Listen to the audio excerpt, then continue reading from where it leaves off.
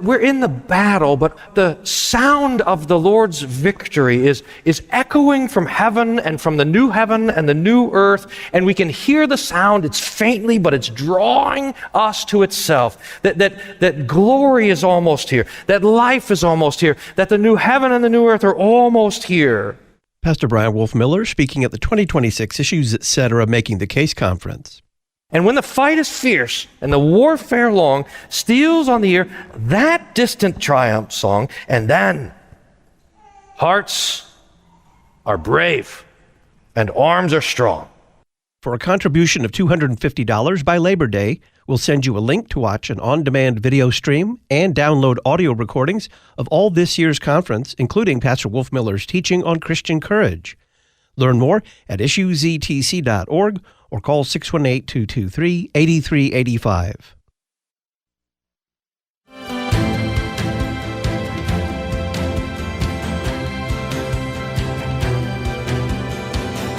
Earlier today, the Lutheran Church Missouri Synod, after meeting for several days in Phoenix in its regular convention, closed the convention.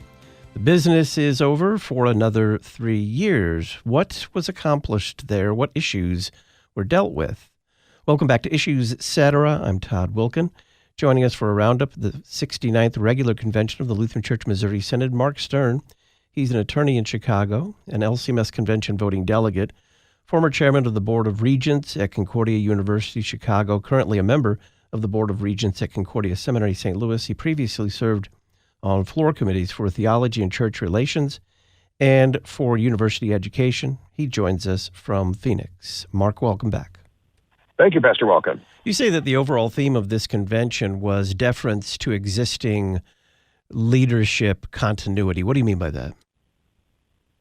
Well, we saw both the reelection of existing candidates and a lot of deference to the floor committee resolutions in the sense that they were adopted rapidly and without many or any, in many cases, amendments. And I apologize for the background noise.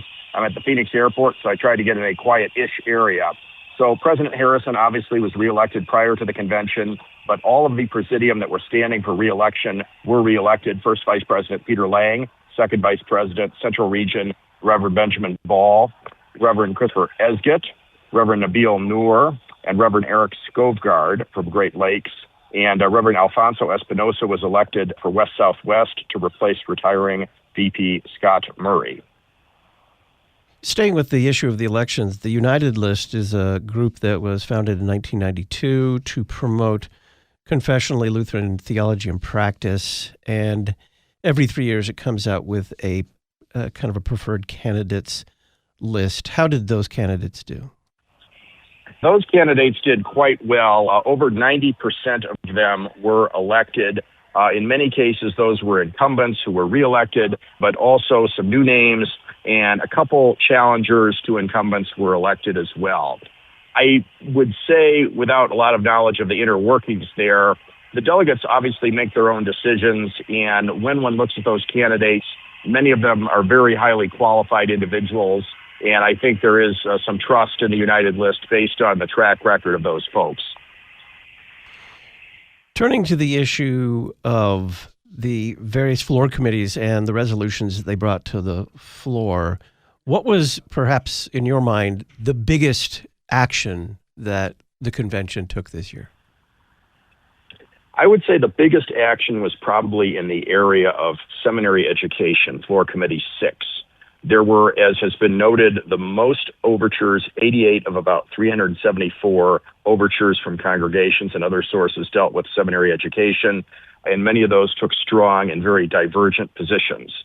The seminary resolutions that were passed made it very clear that the Synod considers residential formation with the MDiv program as the gold standard, as the primary route to the office of the Holy Ministry, while also recognizing the existence and value of alternate routes, but only for the specific purposes for which they are intended, exceptional circumstances, and not as a alternate on an equal basis with the MDiv.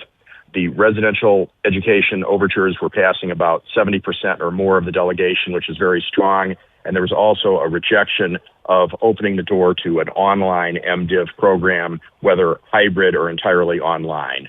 So I think that was probably the most significant sort of from a structural theological standpoint. Was there any discussion, debate, or resolution regarding what I have called rogue seminaries, these attempts to have men certified for LCMS congregations through seminaries outside the synodical system? Yes, those also passed very heavily. Dr. Kloha was a delegate who was the dean of one of those seminaries. He spoke against it, but they were passed again, over 70%. And I can't give you the specific resolution number, but the Synod affirmed that as a Synod together, we have agreed that we will use our Synod seminaries as the pathway to ordination, and we will not open the door for other outside entities to do that. Committee 4 deals with life together. It had something to say about Christian martyrdom. What happened there? Yes. So there were a number of overtures relating to Charlie Kirk and his assassination and a desire to declare him as a Christian martyr. And the committee initially did not pick that up because I think in their judgment, while certainly his advocacy for Christ played a role, or we believe it may have played a role in those that wanted to kill him, it was not clear that he was killed for that reason. So what ended up happening, actually the very last action the convention took, was a delegate from Michigan brought a delegate resolution from the floor to basically sort of thread the needle on this issue a little bit and say that it speaks about Christian martyrs in other contexts, in Africa, in Syria, even in our own country, attacks in Minneapolis, and calls for basically an appreciation of faithful testimony and for us to stand with and prepare for the persecution of the church that is ongoing. And it does mention Charlie Kirk by name, and that was attempted to be taken out, but that was rejected. And then the overall resolution passed again pretty strongly, about 70%. So I think that the people that wanted to mention him specifically got what they wanted, and it was done in a way that I think was very well crafted. Committee 5 on theology and church relations, what issues did it take up? They took up their usual issues of declaring church fellowship with new churches, which is always a great opportunity for rejoicing. They also spoke on some other less happy situations, issues with partner churches. They didn't name any specifically, but generally understood to be the AALC and the SELC in Germany having some struggles, and some others as well on issues of as diverse as apostolic succession, meddling in the affairs of other church bodies, and just not conforming their doctrine and practice with the Missouri Synod, and basically called on the president and the CTCR to continue working on those and report back. There was a specific resolution targeted at the AALC, which has been a lot of flaming back and forth on social media. Jordan Cooper went on Facebook almost immediately to denounce that, and we will see if there is ability to have reconciliation there or if that is going to be a bridge too far. In addition to that, there were some potentially hot-button resolutions, both on the topic of the role of women in the church and the role of women lectors. Both of those were softened up a little bit as the floor committee revised them. So the issue of lectors was basically referred to the CTCR for further study, and role of women in the church basically speaks to prior CTCR documents that have been issued and doesn't break a lot of new ground on that. And again, those all passed pretty large margins. What happened regarding the committee overseeing universities? Universities, largely the status quo. There was a proposal from the board of directors to convert the Concordia University system from a corporation, a synod-wide corporate entity, to a commission of the synod. There was some pushback on that from President Bull, particularly at Concordia, Nebraska, and also from Bishop Hardy, who is the current president of the CUS. And what ended up happening is they're going to look at it for the next 3 years, and they're going to reach a conclusion and bring that back in 2029. So that was resolved with a compromise. Additionally, there is call for study of campus worship practices in terms of what is the best and highest way we can convey our Lutheran faith through campus worship for students, both who are Lutheran and who are perhaps not Lutheran, but we want to give them the highest and best that we can give them of Lutheran doctrine and practice. Also to study the Lutheran identity and mission outcome statements, to study the prior approval process for faculty, and to study the prior approval process for university presidents. And in each case, there was a request that a study document be generated for discussion and reported back on so we can get a little more clarity on those topics. Some of them, in my opinion, are already clear. It's just that people don't agree with them but nonetheless, they will come back with more guidance and specificity. Committee 9 had to do with property issues. What passed there? With the main resolution, I think, or the most significant one that passed there is Resolution 911, which substantially revamps the bylaws. This was far and away the longest resolution in the workbook. It was about 11, 12 pages of very dense bylaw text, which allows a number of different sub-entity types to be set up to hold, including to hold property and to redevelop real property that may be considered surplus by a district or an agency of Synod. This is very complex. I have previously spoken on this topic and urged caution with regard to doing this. The primary concern being essentially that if we are not careful and we do not monitor carefully these entities, there is the possibility that they would go astray. There was in the Today's Business a late report, LR 63, from the Board of Directors, speaking of some challenges that are occurring at Concordia University Irvine with regard to an entity they've set up to purchase a new campus property. There are differing views on whether that's been resolved or not, but that would be an example of the difficulties that can arise. I believe that what was actually passed is well worded. I think it will simply be an issue of, are we going to make sure we pay enough attention so that these entities do not drift off or otherwise non-comply with the bylaw provision. What action did the convention take regarding the dispute resolution process in the LCMS? They adopted a resolution 1002, I think it was 1002A, which was to create a task force to study dispute resolution. I think that was improved from the original version. There are now going to be parish pastors on there. There are going to be people with legal training and laymen, and we will have a report back for the next convention. I think that was necessary. It's an extraordinarily complex set of bylaws, but I think everyone recognized the current system really takes too long. It's a bit unwieldy, and it's not reaching the conclusions that we need, and it's causing people instead to take their grievances to social media, which is, of course, often not salutary or edifying for the church. During the presidential report, did Pastor Harrison have anything to say to the convention regarding the Concordia, Texas ongoing lawsuit? President Harrison, I don't believe, spoke to it directly. The board of directors did issue a statement which was printed. The petition for rehearing for the Fifth Circuit has been denied, and therefore I believe the Concordia, Texas folks are trying to get to the U.S. Supreme Court. It's not clear that that will occur. That's always a very low percentage of getting your case taken.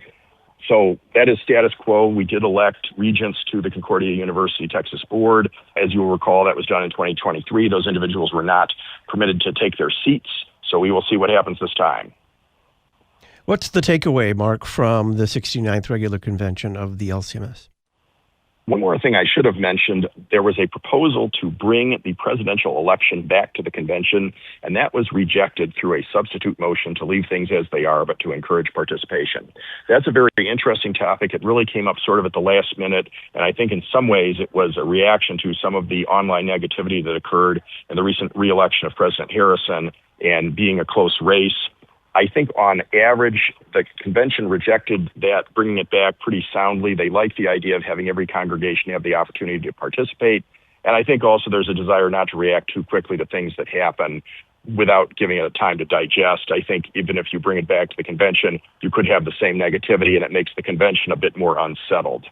So on that basis, I think in general we see, again, support of, you can say, continuity, you can say trust or deference to the institutions and the current leaderships, you could say status quo, or maybe more pejoratively, we're not changing a lot of things.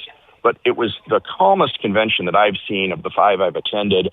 There was a lot of unanimity. There was not too much contention, and we actually got out about 2 hours early, which is also unusual. That was a fact that the delegation moved very rapidly. Sometimes you might even think maybe too rapidly through the resolutions. There was oftentimes questions were called, and there was not a lot of maybe patience to discuss and debate. So I think we can always benefit from more discussion, not from a dilatory or delaying nature, but just serious discussion. So we got some of that on some of the issues I think was helpful, and that would be my takeaway is the delegation wanted to get the business done, move forward, and move out. And so we did. Mark Stern is an attorney in Chicago, former chairman of the Board of Regents at Concordia University, Chicago. He's currently a member of the Board of Regents at Concordia Seminary, St. Louis, previously served on floor committees for theology and church relations and for university education. He joined us from Phoenix. Mark, thank you very much. Thank you, Pastor Welken. Friday on Issues Etc., we'll discuss freedom of speech and freedom of religion in Western Europe with Lorcan Price of Alliance Defending Freedom International. And it's This Week in Pop Christianity with Chris Rosebrough. I'm Todd Wilken. Thanks for listening. Listen weekday afternoons to Pastor Todd Wilken and guests on Issues Etc. Issues Etc. is a listener-supported program. Your financial support is vital for the continuation and expansion of this worldwide outreach. Our mailing address, Issues Etc., P.O. Box 83, Collinsville, Illinois, 62234. Box 83, Collinsville, Illinois, 62234. You can also donate at our website, issuesetc.org. Issues Etc. is a production of LPR, Lutheran Public Radio.